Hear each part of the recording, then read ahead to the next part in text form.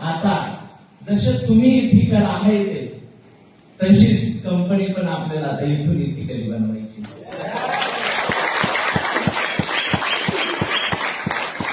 म्हणजे ते होणार काय त्याच्यामुळे होणार हे मित्रांनो की कंपनी जर इथिकली बनवली, आपण इथिकली राहिलो तर आपलं तर करिअर हे 100% होणार आहे. पण आपण ज्यांना या बिझनेस मध्ये आणतोय ना त्यांचं देखील करिअर होणार.